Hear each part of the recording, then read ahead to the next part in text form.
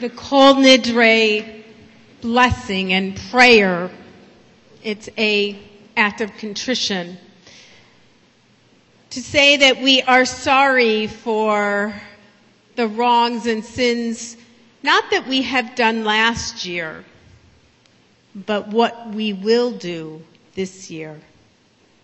Historically, it is a prayer that was created during the Spanish Inquisition when Jews were made to say yes when they meant no, to convert to Christianity to save their lives. And so to say the Kol Nidre prayer was allowing them to observe Judaism in secret, but in public, having to have another identity. Historically, it was a way for them to acknowledge that they know they would sin the minute they left that service. But really, there's something eternal in that prayer, something about the future. That's really what I believe the Jewish people is all about leaving a legacy for the future, making the world better. That's at the heart of the Kol Nidre prayer and blessing and service. We look to the future. But it's interesting because I find that people are more focused on the here and now and actually are not looking beyond their own needs.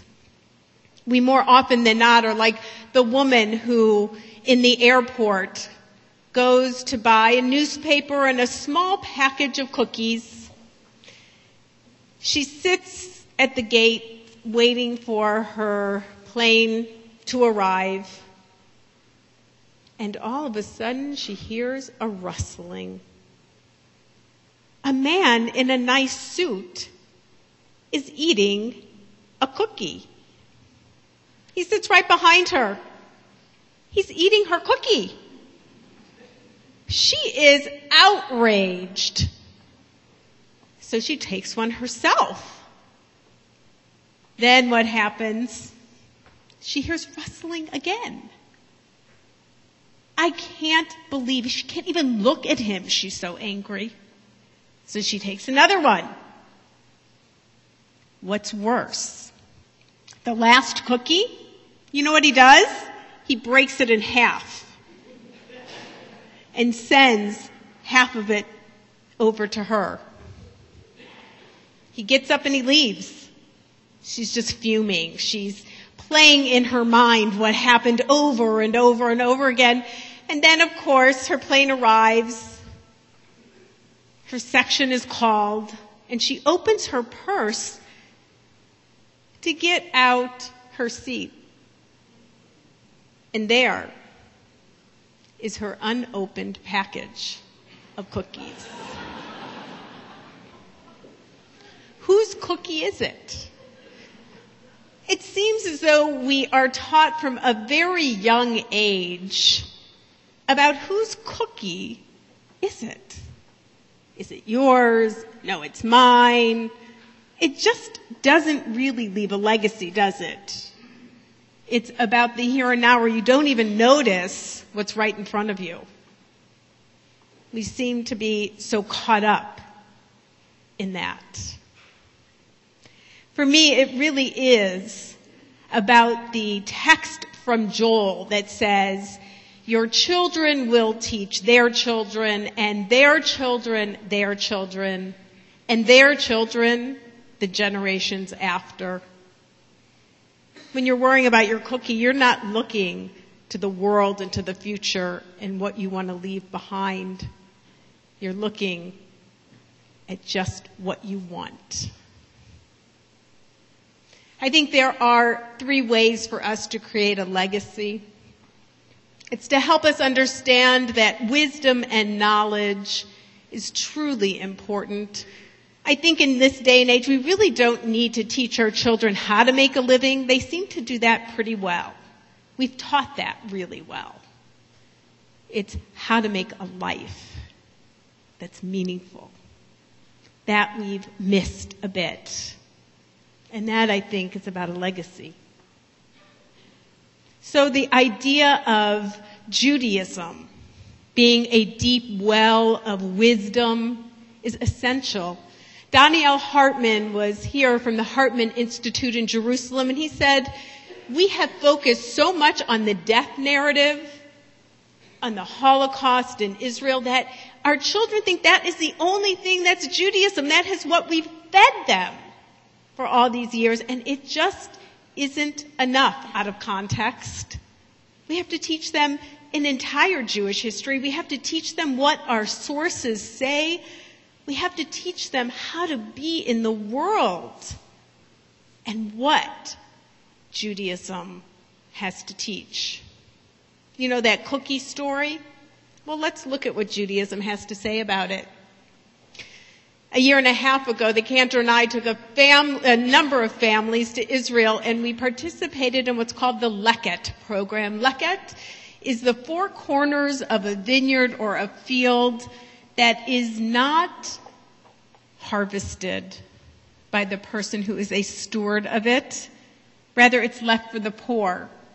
We picked onions for an entire morning and learned about this program that actually also brings uneaten food from bar bat mitzvah ceremonies, from weddings, from a brit milah or a naming, to food shelves in Israel, to feed the hungry so that the food isn't thrown out. I talked to the sisterhood about this program, and they're trying to start it here at Temple Israel. It's telling us it's not about your cookie or my cookie. Actually, none of us own the cookie. In Judaism, God owns it all, and we are but stewards of what we have. It's said in Judaism that if we don't give tzedakah, guess what? We are like squatters. Squatters on this earth, because tzedakah, justice, and charity, they are our rent for being on this earth. That is something to talk about.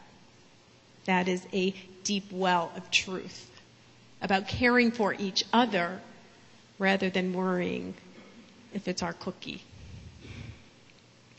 Wisdom and knowledge lead to character building, and that is another legacy we leave to the future generations. You see, character is built by experience. You can have someone 17 who is incredibly wise and somebody who is 93 who hasn't quite learned some lessons they need to learn. It's not chronology, it really is experience. But it seems that we again have not allowed this generation to have the experiences that build character. I believe failure is a number one teacher of character. Each one of us in this sanctuary has failed at some point in our lives, and that's what's gotten us to this point, because we learn a lot of great lessons. Wendy Mogul says that everyone needs a bad fourth grade teacher, and everyone needs a shallow, promiscuous friend. She says it a different way. Because the lessons you learn from a bad teacher are lessons of life. Lessons you learn from a friend that is not one that's blessed by perhaps mom and dad, are things that you shouldn't do in life. You learn that. Those are good lessons. But we so quickly want to protect our children, and we change the classroom or complain to the principal. If we want self-reliant children and adults, then we can't protect them. They have to learn the lessons of life. And character. Character builds convictions. Now, conviction is an essential part of who we are and is an essential part of a legacy we must leave. You see, today would have been my father's 90th birthday. He died 6 years ago in the month of November. but today he would have been 90. Now here's a man who I didn't agree with on many fronts. We had extremely different political views, but he taught me a lot about what it means to have convictions. He spent most of his life surrounded by women, and he was not afraid of his female side of things. He was a heart surgeon, but he was an artist. He was a gourmet cook. He was a connoisseur of fine wine. He taught me a lot about beauty and aesthetic, and he wasn't afraid to make sure that we were fed the delicious delicacies that he created. He also was a man who reinvented himself many times. He began as a surgeon. He was a surgeon in St. Louis and worked for the university there and was one of the first surgeons to do open heart surgery, beginning first on dogs as an experiment and then moving to humans. At 50 years old, he decided to retire from surgery because he never wanted to walk into an OR and have people whisper behind his back that he was too old to perform the surgery. So he retired and went into preventative care. He was a part of Mr. Fit. I don't know if any of you know about that, but it's where they came up with the risk factors for cardiac care. The idea of blood pressure, the idea of not smoking, of exercising, making sure that we could control our own risk factors and have a healthier life. And when that was over, he didn't want to become a burden to his medical practice, so he went back to school and learned echocardiogram and opened up as part of his practice that he would do those procedures to keep patients coming to his practice. It's interesting, he also tried to sell his practice to the university to teach young doctors how to talk to patients. And it got this close. It was a quite innovative idea where he was actually going to have young medical students follow him as an apprentice program. At the last minute, it fell through. And so he retired from his practice. My father also taught me about conviction. He would tell me, Marcia, it doesn't matter what you think, it matters that you think. Stand up for what you believe in, even if I disagree. And so today, on Yom Kippur, I wouldn't be able to look myself in the mirror if I didn't say something about the 2 amendments that will be on the ballot in November. What I can clearly say is that there should be no amendment to a constitution to limit people's rights and responsibilities. Whatever one thinks, that is just wrong. It is up to our lawmakers for it to go back there because it is half-baked. And it's not up to us to decide that. My father actually often would argue with me. He taught me how to debate. He taught me to debate the issues and not the people. And so, in his memory today, as he would have turned 90, I just want to say that he really did die the way that he lived. You see, he was hospitalized, and my sisters told me to come home. I came back because he had decided he didn't want any additional heroic measures. He had just finished dialysis, of which he had been on for 3 years, and so we thought it would be a few days. He went back up to his room and he said, you know what? I want everyone to go home, have dinner, go enjoy, and then come back later tonight and we'll talk.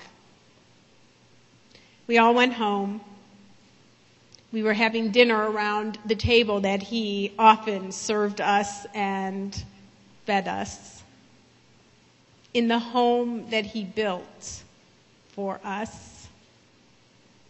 And we got a call that he had died. He died alone.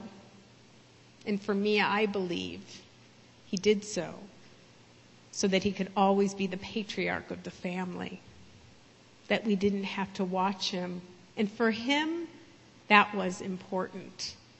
My mother, on the other hand, she needed everybody there.